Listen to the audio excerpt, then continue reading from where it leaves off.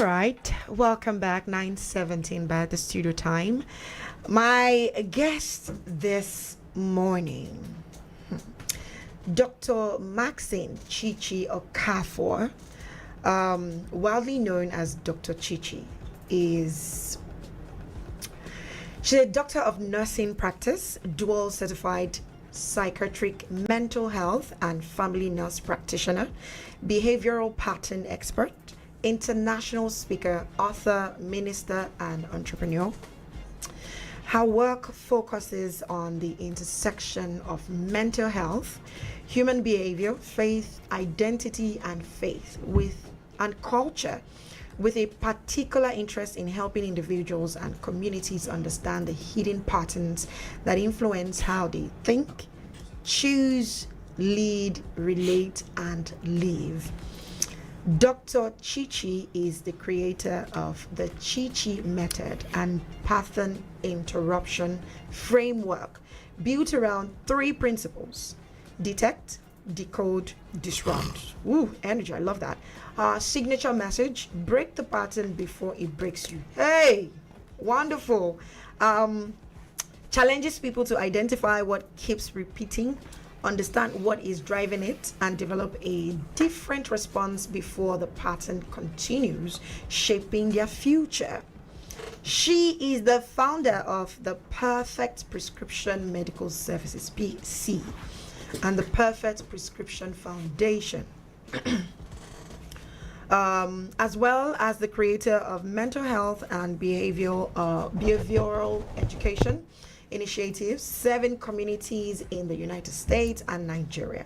Her work includes the Global Commission for Mental Wellness Coaching, the Mental Health Experience, and also the being a global speaker and teacher in mental health and faith. And as a Nigerian American clinician and thought leader, Dr. Chichi is committed to advancing conversations about mental health across Nigeria and the African diaspora, particularly where clinical science, faith, culture, leadership, and community intersect. And of course, her goal is to help move mental health beyond stigma and conversation into practical solutions that strengthen individuals, families, organizations, faith, communities, and ultimately the society. You start with one person and then it goes on and on until it reaches everybody. Dr. Maxine Chichi Okafor, aka her name is Chinyere. Welcome. I was like, that's a long intro. Oh God, I was like, okay. All right, but I mean, I celebrated 3 birthdays. Went around the world twice and came back, and we were still going. Well, it's good to have you in the studio. Thank you so much. Thank you. I really appreciate it. I'm honored. So, we're going with Dr. Chichi because she's my namesake. I love that. I love it. Don't be jealous, Uche. I'm also Chichi. Anyway, so today, like I said, we're talking. Just pray about it. The place of faith and mental health in well-being. While I was reading your bio, I saw that part where you talked about break it till you make it. Is that it? No. I help you break patterns before they break you. Before they break you. Yeah. Wow, that's very deep. Because it's the patterns that the habitual patterns that's in your life that usually is the breaking point for you. So if we can help you break the patterns, they won't break you. Right. Break you in relationships, break you in your future, break you in your purpose. Right. It's usually those things that cause those problems. And we do have a lot of patterns in Nigeria. Oh, there's a lot. And one of it is just pray about it. I'm sure you've heard about that. You've Absolutely. seen situations and you're like, okay. So let me ask you. Let me not just assume you've heard about it. So what comes to your mind when you hear people say things like, "Oh, we just pray about it"? What comes to your mind at that point in time? Of course, the setting, usually it's like church based, right? So those that are speaking more so on their faith of, before I go and seek help in a different environment such as the hospital or wherever else, I'm going to pray about it. And there's nothing wrong with praying. It's when the situation or whatever they're going through surpasses the need. God gives us wisdom and has provided us with other things that, yes, pray about it. That's faith. That's your belief system is something outside of you, a higher power. And of course, God heals, right? But also he has given us tools and advancements to say, pray about it. But then I also gave you a solution to go to the hospital. Right. Or I gave you a solution of that doctor, and I've put into that person's hands to know your case and to help you. So it's going outside of just getting on your knees or however you decide to pray. Now he has given you a solution. Now, do you have wisdom and understanding to discern, okay, now I need to go do something, the action behind it. It says faith without actions or faith without works. Yeah. So works is action, is doing. So doing. And that's the part that a lot of people leave out of the situation, because I mean, we're talking mental health as well. And in Nigeria, there's so much that clouds your judgment. There's a lot that goes on in people's mind. You're waking up very early in the morning. You're trying to get ready so that you can be at work before 7. So you're sitting through traffic. You get to the office. You have to deal with a boss that's like, you get back home very late through traffic, and then you get home. You have to cook, children, everything. So a lot is going on with Nigeria. For those who have children and for those who have to cook. So because some people just eat out, right? But this is like a typical Nigerian setting, right? And then you're dealing with so much, and we have learned to suck in everything. But one thing we don't miss is our morning devotion. We don't miss that because we believe so much that you need to pray. But you're not also checking other things that's going on with you. We don't even think that we are going through any mental anything. That's where we are as a people. So before we get into that, let's understand from your point of view, faith, mental health, right? Faith and then mental health, and then the concept of prayers, and if faith and mental health can coexist at the same time. So faith and mental health are not against each other, and I think that's something that it just depends on your culture of what you've been raised to believe, especially in the church setting. And so when it comes to mental health and faith, first is understanding the two. So again, faith is that outer experience. It's that belief system that something is above you, right? It's a higher self, a higher being. It's somebody that is outside of you. It's more external. Right. And then you have mental health. That's your psychological and emotional well-being.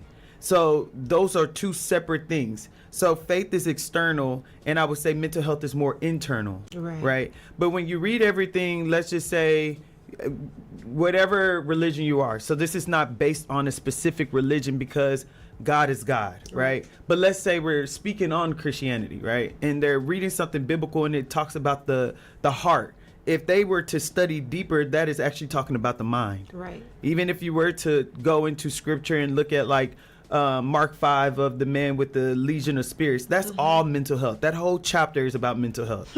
But people don't look in the depths of that. They look at the surface as if God wasn't God that knows all, right? So he has, when we're talking about mental health and faith, we have to understand that these two coexist. You have their mind, your soul, and your spirit. The soul is that emotional part. It's your mind, will, and the inner self, right? Now you have your spiritual side and you have your physical side. So all three of these parts all have to coexist with each other in a place of equilibrium for you to have a mind that is well, right? When we think about your well-being, you have to find out what's the definition of that. Right. And the definition is making sure all three of these parts are in a place of equilibrium, right? So most of the time that however you grew up, if it was a culture or a religion that was more so based off of, we don't believe. Remember, everything is your belief system. Right. If we don't believe in medicine, we don't believe in herbs, we don't believe in native doctor. It just depends on what it is. Or this is our belief that we do this. So everything is culture based, I believe, and then how you grew up in the belief system that is operating in you. Right. So if you have already have the mindset that I feel like the reason why I'm having these mental health issues is because of sin. There's something that I did, right? So then everything you're going to do is going to be in a place of, God, forgive me. What did I do? It's not medicine I need. It's because of sin. Or God is going to be mad at me that I went to a doctor and didn't believe in him. That's the confusion the church gives to people. So are you saying mental health or well-being, mental well-being could be spiritual and could be, not spiritual? Does it work both ways? I think mental health is the spiritual response that we have, as you rightly put, is cultural. We have this spiritual, it's more of a sign of helplessness. It's like, Jesus, take the wheel, so I'm going to pray about it because I don't know what to do. You get? So that's where a lot of that prayer comes from. It comes from a place of helplessness. Right. I don't have enough money to go see a professional. Jesus, take care of this. I'm ashamed of my condition. Jesus, fix it in secret so I don't have to, I don't have to be there's exposed. a lot of shame and guilt. You get what I'm saying? So it's more of a cultural challenge. I don't know if I'm right. I think I'm asking, would it be right for me to assume that the reach toward faith is actually an act of helplessness? Like, I wouldn't necessarily say that. I think there are people like that for sure. But I think it's bigger than that because of so many people. Again, faith is, if we're not just thinking one religion, so we're thinking a lot of different people with a lot of different faith and what they look at as what is spirituality. So if we were to give that definition, it would be too strict and too biased to so many different people. But what you're saying, there are a lot of people like that. I helped to bring mental health into churches. And one of the stigmas were, I'm ashamed. The very place where you're supposed to feel safe at, which is a church, is the very people that will condemn you for coming up and saying, I'm struggling and I feel like this is depression, or I'm struggling and I feel like I have anxiety. So I'm going to go to the place where they tell me where I should feel safe. But the moment I spoke up, the whole congregation now knows my business and looking at me like, look at that, I guess she has this depression. Now I'm being talked about, so I don't want to talk to anybody about it. And then that brings shame to even go to God about it. Because if my pastor, which is supposed to be the closest thing I see to Jesus, right? Unfortunately, that's how people see the pastor. Like, that's not what's supposed to happen. That's just a man. But I think, like, especially in this generation, we have put the church, we have put pastors on a pedestal that is what we think that they can give us, they cannot. And so even if you break that down of this helplessness, I don't think even people are running to God first. They're running to the man of God. If he lays hands on me, then again, it's a belief system. So you believe that if you touch me, then I will be healed. You see what I'm saying? Everything is about your belief system. Your mind, will, and emotions is your soul. So let's say you went through trauma your entire life, then your soul is probably broken. And so now the introduction of faith, where now I'm a believer in X, Y, and Z, it's still on top of a broken soul. So your soul... So it doesn't work? No, so the soul is the deciding factor. Right. Am I going to go back to the thing that feels normal for me, which may be depression, may be anxiety, may be turning up at the club every Saturday because that feels good, that numbs me out of my pain. I drink some beer every night because it takes away the stress of I have all these kids at home, I don't have them. So it's what you find is your medicine, that's your prescription. So do I lean into that, or do I now lean into this spiritual side that is calling me like, that's not good, go this way, but your soul is still broken. So in mental health, with your soul is your mind, will, and emotions, your psychological well-being. You cannot say that this doesn't matter, because if you want to even pull on that faith side, you can't unless your soul is fully healed to even understand, am I hearing God or am I hearing something else? You don't even know what you're hearing. But you're saying it's the voice of God. So God is telling you that you have an opportunity where somebody can give you help, but you're saying God said don't go get help. How does that make sense? Can I also say another challenge would be family? Absolutely. Because I mean, if I were to walk up to my mom and tell her today, I feel depressed, What's this depression? She would correct you. She would tell you when I was a child. Yeah. You know, those stories will show up. Yeah. And my dad would say, "Oh, well, I didn't have this. I didn't have this. I didn't have this. I worked hard to provide you with this, and this, and this, and that. Yeah. How dare you Right. have depression?" You know, but could I still have depression? Would it still be a reality that I have depression, I have anxiety, that I have, you know, whatever? Because I don't know too many of your words. So you have to forgive me. But those things, I have those things. Yeah. I see the symptoms. I know these are my personal struggles, but my family would not accept it, would not condone it, would not even let me verbalize it. Because it's not their reality. I don't know if you understand what I'm saying. Absolutely. My family just wouldn't appreciate my circumstance if I were to say, this is what I'm going through. So how can people overcome their cultural or spiritual biases? You know, and you know, because if someone feels that God or their culture or community doesn't encourage them to seek professional help, how can they, you know, overcome that? I think it still goes back to education. Like, remember, you're talking about a different time, like you said, a different time, a different way things were compared to right now. We have social media, we have all this different places that give information. Every year I come and do something called the Mental Health Experience. You mentioned it earlier. And it's a program that we put on here in Nigeria to break down the stigma. Right. So there's one part where we have a panel of the younger generations versus the older generation to have that conversation of, help me to understand what is depression, what does that look like? And then usually in that whole segment, the older generation's like, oh, that's what I was struggling with. I didn't have words for that. And no one taught me that. No one said this was okay. I didn't know that you can go seek help for this. So I think when you are able to bridge that gap from the older generation to, okay, this is a different time and there's different avenues where you can go get help for these different things. Mental health has always had a stigma of disgust. Look, when you think about mental health here, right, in Nigeria, the first thing you think of is what? Asylum, right? But let's say in America, Or the streets. or someone going mad on the streets, right? Yeah. But let's say in a different country, you hear mental health is more acceptable. They're like, oh, okay, let me connect you to my therapist, right? I'm seeing more and more, even in my clinic, more black men come.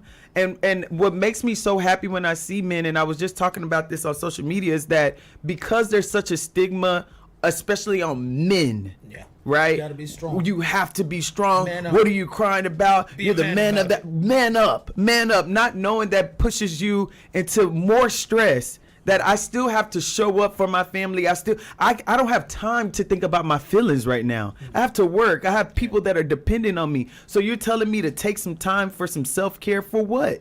Not knowing that you're breaking yourself down and expecting for everything to build up. There's no balance between that.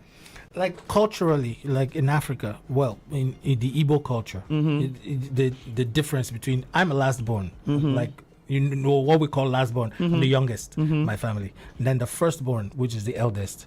Some people have, because they are firstborn, there is an enormous sense of responsibility or Exactly. expectation, as opposed to the youngest, who Can be really free. nobody even cares he exists, right? So every firstborn child has mental case. Yeah.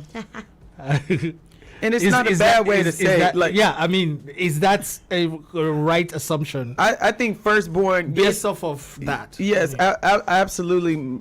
My older sister, like, had to take care of my mom was a single parent of 5 kids at the time, and we're back to back to back. So my older sister had to grow up fast. So she's always like, I miss my childhood. I didn't get to be a child. I had to grow up fast. And so you see that show up later in the firstborn, especially with men, right? But you see that show up later in relationships. You see it show up later in workplace. All those different things. You're thinking like, oh, it's this person's personality or character, not knowing this is childhood issues that were never resolved, right?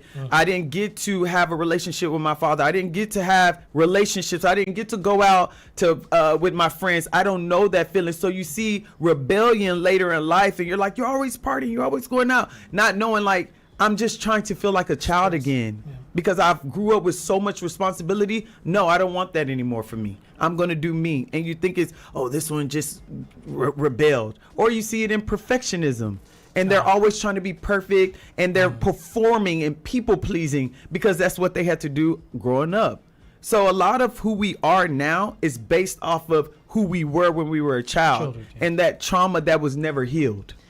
So how do you heal from that brokenness? I mean, you said prayer is not a bad thing At all. Faith, absolutely pray. Faith is good, but then you're still broken, right? So how do you heal from that and still have your faith and prayer going on, and you're sure that it's working for you?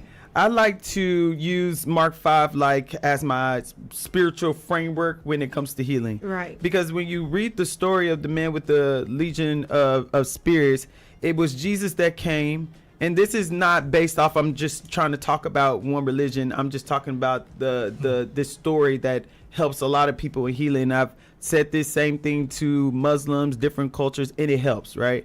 So Jesus comes, he sees the man, he's cutting himself, he has so much power that's breaking through chains. So you already hear depression, suicidal ideation, some schizophrenia, some bipolar, all in this one man, right? Jesus comes, the story says that the people left afraid, going all around. And I always tell people, well, if they went into the towns and the countries, they didn't have cars at that time. That means it took time.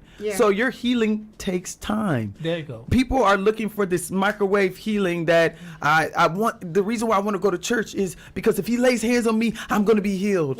My bank account's going to be back to normal. All these things, these instant we live in a state of instant gratification. Got it. I need it now. I want it now.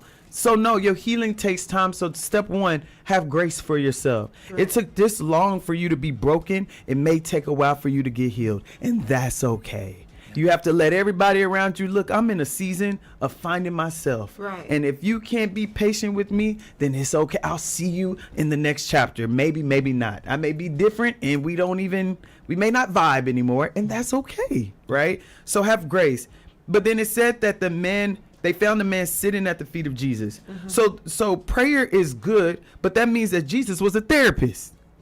Because it says that they found him in clothes. He was naked at first. So where did he get those clothes from? That means he went home and came back.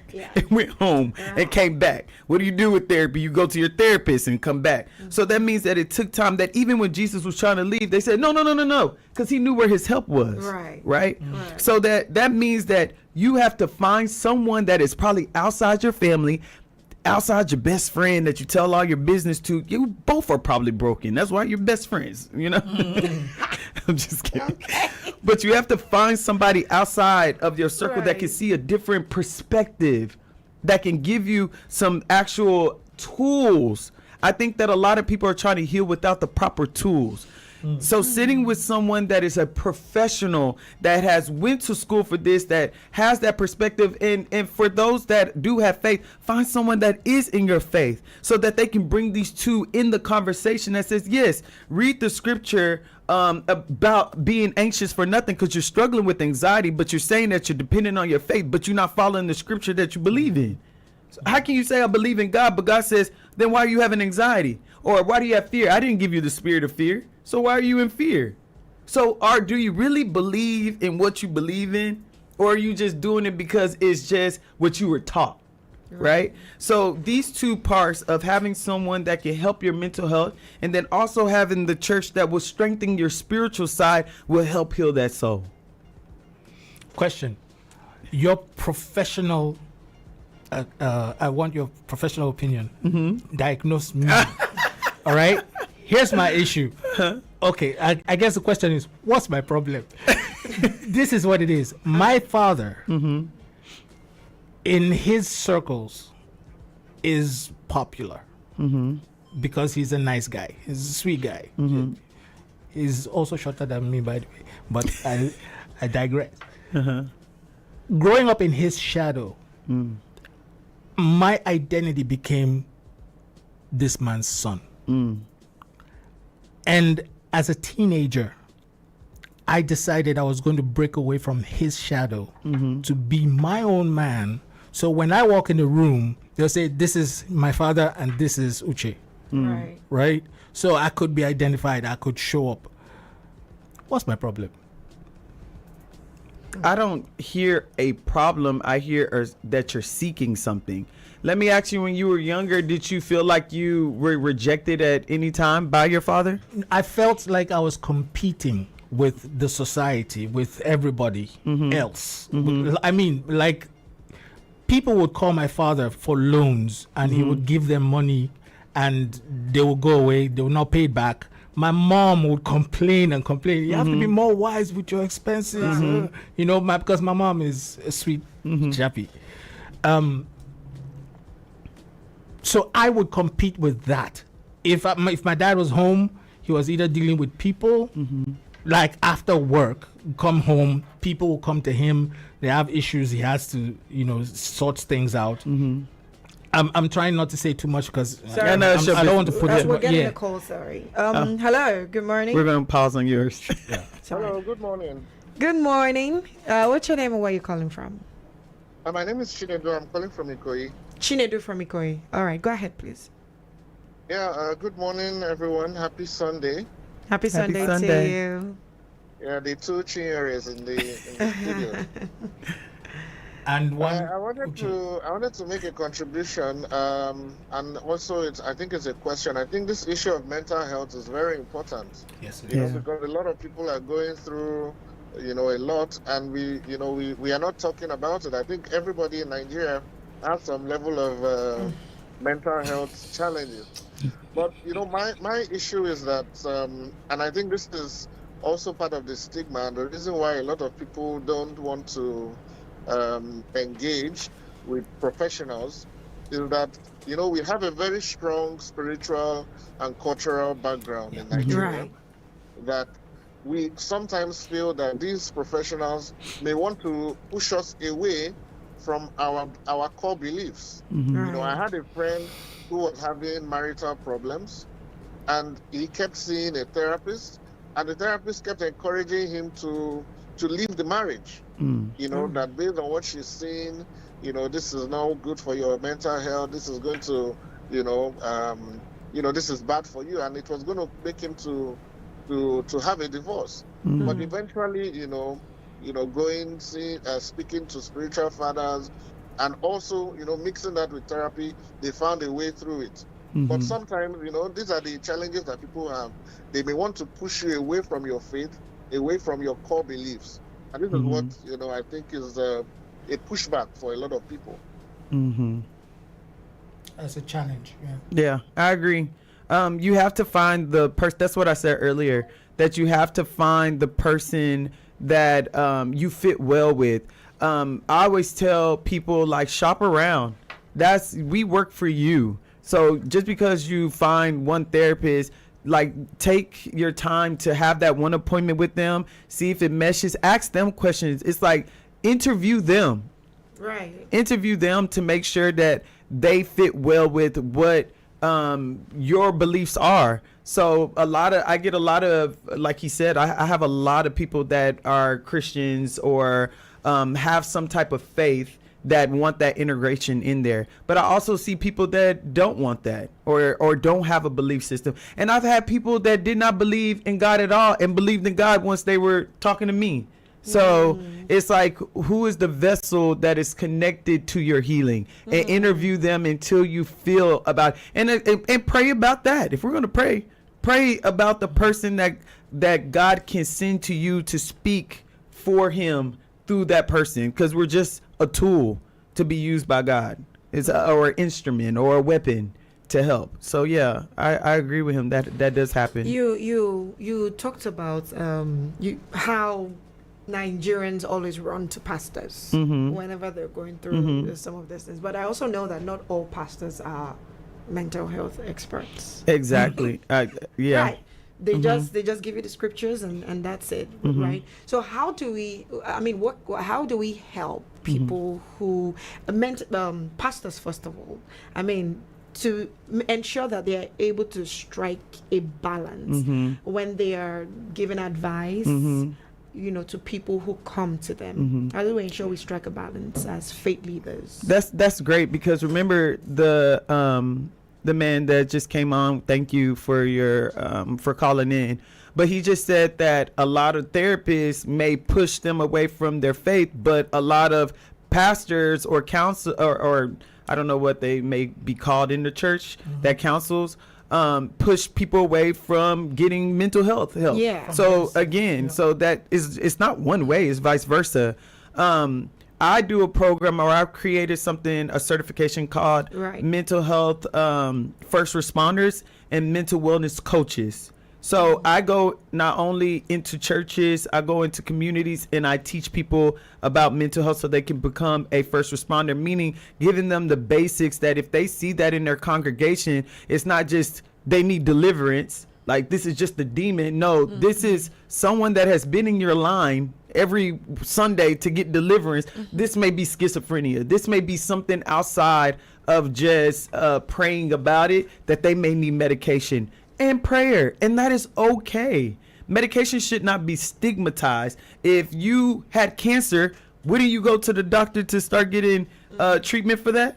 If you had diabetes, wouldn't you go and get on metformin?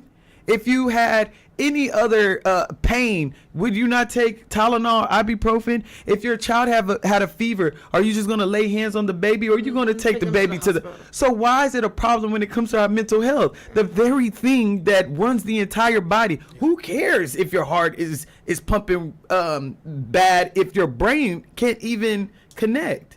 So I think, again, it goes back to that stigma, but I think there has to be education in the church.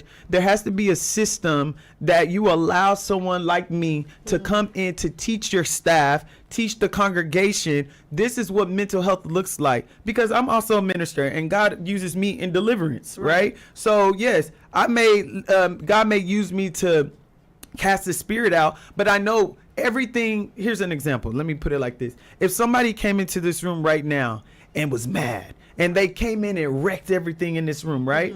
And you call the police takes them, and they go away, but then they come back and they're in their right mind. Wouldn't the room still be messed up? It will be. It'll still be. Okay, so that's like your soul, right? You had a spirit that was inside of you. The pastor lays hands on you, the spirit leaves, but your soul is still broken.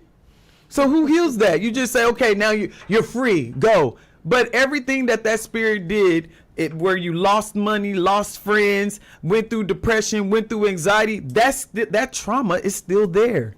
The spirit that caused it is gone. And then again, if we're going to the Bible, it says the spirit leaves looking to and fro, looking for a body. And it says, I can't find anything. So he comes back. He comes back to see, oh, this person never healed.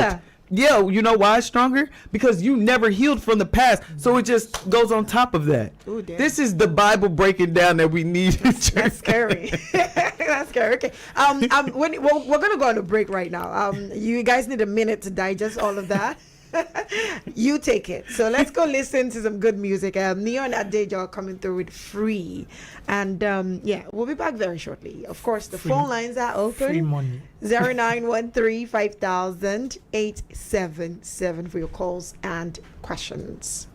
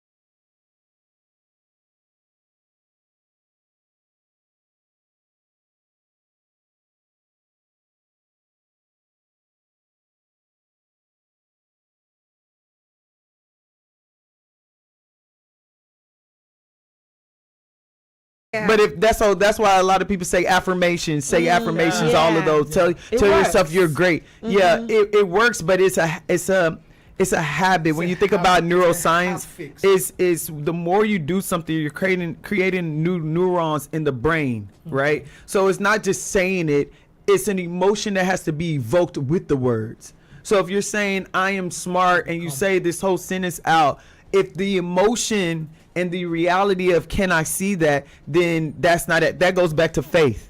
So when it's saying, do you have faith? Do you have the ability to see yourself past your circumstance?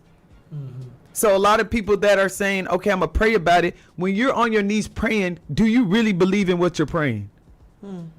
Right? So when you're thinking about the patterns of your life, if let's say rejection happens again and you're like, I'm stuck in this perpetual cycle. Why do I keep doing that? Why do I still go back to him? Why am I still in this toxic relationship? You got to go back to what happened in my childhood when I was rejected. Oh, I went into perfectionism. So I showed up. Let's say you're in a relationship. I showed up for her and I'm going to be perfect for her. And she kept rejecting me. You know what? I rebelled and went to the streets. It's like they say, what's your damage? Well, right. Okay, so how do we respond to someone who comes out and says, "Oh, I can no longer cope. I'm tired. I don't know what's going on." How do we respond to that without making them feel a certain way, like maybe they're being judged or looked at a certain way? How do we respond to that? So most of the time when someone is saying that, and I don't think you're trying to say like, are we saying SI? It could be any situation, really. A friend, a family member, just coming and is like. But I mean, to the point of no existence, like they don't want to. Are they saying that deep? It could be that. Okay, I don't know what I can say online. Here. No, like I've had someone tell me, I have thoughts of killing myself. Okay, so we could talk about it. All right, suicidal ideations. Yes. Yeah, that you have the person that is hearing that from someone. Once they get to the point of that. And hearing that, yes, you can have that empathy and sympathy, but ask yourself, do you have the tools to actually help them through that? And it goes into the friends or the families that start to take it in their own perspective of, no, you're okay. Like, no. And then, unfortunately, I've seen a lot of parents and people respond in a way of, no, I didn't believe them. And then they actually went out and do it. How can you be thinking of killing yourself? Exactly. And then it actually happens and they're like, how did it happen? Well, they did come to you and they were showing you the signs and then they did it, right? So men, how many heads do they have? It's what they tell men sometimes. You're a man. How many heads do they have? I don't understand. Like that you cannot meet up. You cannot equalize. You cannot. That's so much pressure. We are going through a lot in this country as men. And then showing up for the women that are like, you gotta do this, do that, do this, do that. Yeah, it's a lot. That's a lot of pressure, and I'm sure a lot of men have those thoughts, but it's just like they just let it pass by. Like we call it passive thoughts of, I wonder how life would be if I wasn't here. Right, but that's still suicidal thoughts, right? It comes and goes. In ways, yeah, and that's okay to say that. To tell your truth, because that gives people around you the opportunity to show up for you, so you don't feel alone in your darkness or in your rain. That somebody can hold the umbrella for you while you're going through this. That's the whole point of loving each other and loving your neighbor. But I would say that somebody would have to that money. That's my umbrella. To get so funny. But I would say that person needs professional help. Right. So I would talk to them about seeking professional help if they're on that level of already feeling suicidal, because it may be that night or that next day that they do that. But also pour love into them and bring them into a reality, because they may be in a place of speaking from emotions or some stressor that's going on right then and right there. Right. But more than anything, please go to the ER, go to see a doctor, go urgent care, something like that. So there's nothing wrong with asking for help. Yes, nothing. Please ask. Nothing wrong. He says you receive not because you ask not. Ask. Right. Okay, so I have one more question, but we have about roughly less than 5 minutes. Okay, so let's see how we can do this before I'm not then. going to talk to you that. No time. You're as a therapist and a minister. What healthy spiritual practices can we adopt to support our mental well-being without necessarily replacing treatments? Self-care. Self-care, self-care, self-care, self-care. I take usually like my Sundays are reserved for me. I help everybody every single day of the week. Right. On Sunday, don't call me, don't text me. That is me day. So there was once upon a time where I used to go to the movies by myself. Right. I used to do uncomfortable things to make sure that I'm good to be by myself. I want to, if I'm telling someone to date me, have you dated yourself? Do you know what it feels like to date you? So I call that dating me, spending time with me, getting to know me, getting to do the things that I need to do. That may be soaking in the tub. That may be doing whatever. And another thing is physical. If you follow me, I am a person that goes to the gym every day. Right. That's my therapy. That's a place where I can sweat, I can think, I can just get everything off and just be in my zone. So taking care of your physical body, taking care of your mental health, which may look like self-care. And then also, stay in your word, stay in your faith, whatever that faith is. It's just having balance in all of those different things. If your life is about taking care of others, then you need your cup to be filled to fill others, right? So make sure your cup is filled before you go out filling everybody else's cup. If my cup is not filled, I have nothing to give you. If I have nothing, what I'm going to tell you to follow me on Instagram, follow me where?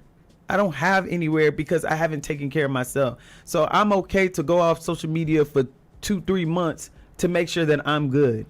Like, no, this life is short, right? And we all have a purpose in this world. And at the end of the day, that's going to be the thing that solidifies that in number at that date that God is giving you about your life. It's like, what did you fulfill, or were you too busy taking care of everybody else that you didn't take care of yourself? So take care of yourself. Put you first. I put me first. I don't have nothing for you if I don't take care of myself.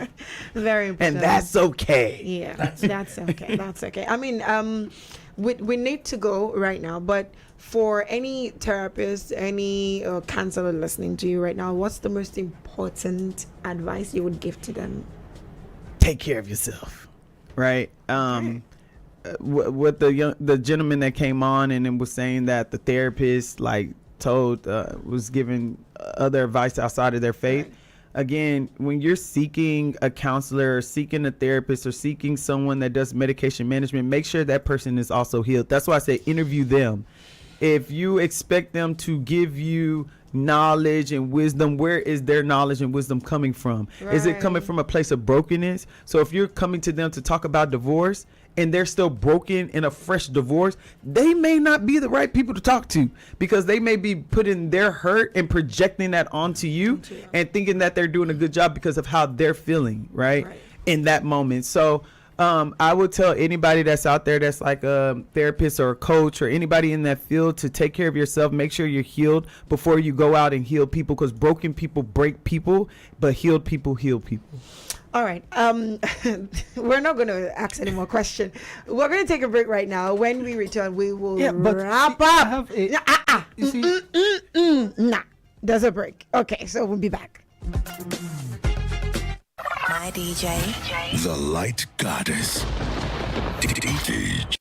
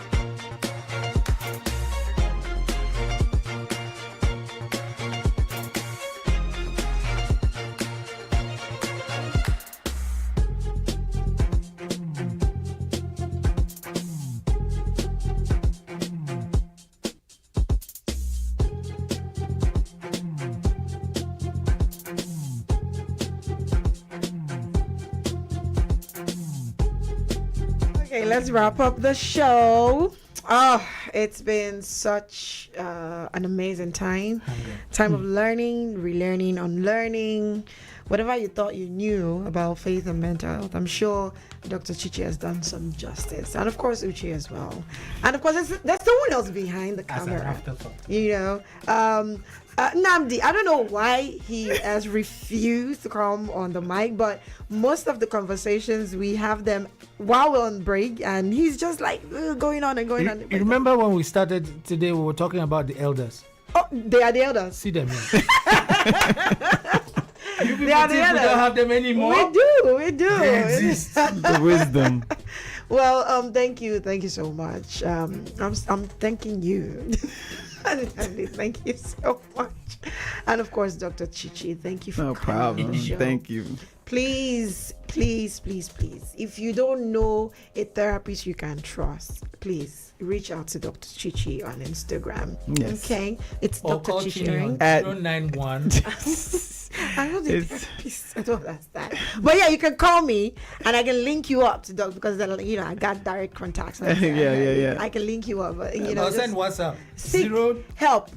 Most importantly, Uche, I think you need to go and see Dr. Chichi separately. People that use too much happiness to cover things, they have deeper issues. You say, me, I don't care. I laugh. I joke. There's problem. Dr. Chichi, no. Am I right or am I right? You see? You there's something happening. We need to. That's We need money. to. My mental health will be okay. Oh, man. Unfortunately, a lot of Nigerians think like that. Once you drop something in their account, everybody's like, my I'm happy. problems They can are cope. over. You buy them one more. And that's why the first thing people usually would you know introduce as a solution is money. Send your account. The ones that can afford to give you money. The ones that cannot will tell you pray about it. It is well.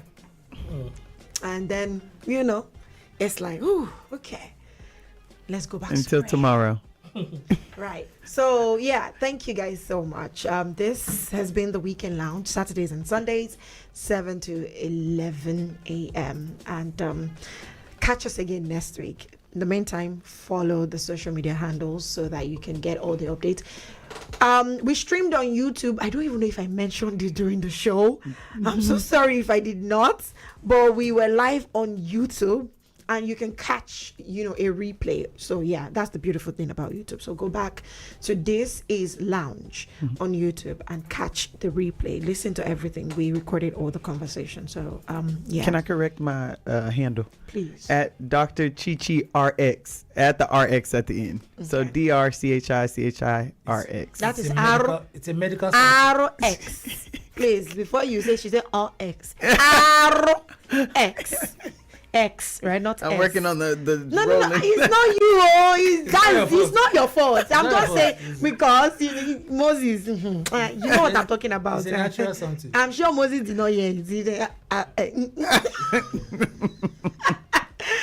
All right, guys. Uche, thank you for coming. I have to say thank you to you for bringing the humor to the conversation. Thank you so much.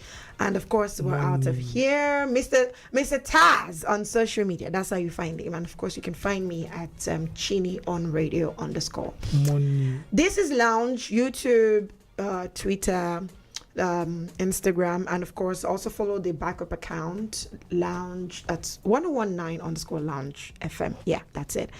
It's Sunday. Let's go and do what we do on Sundays. I don't know what that is, but Jim. have a beautiful, beautiful weekend.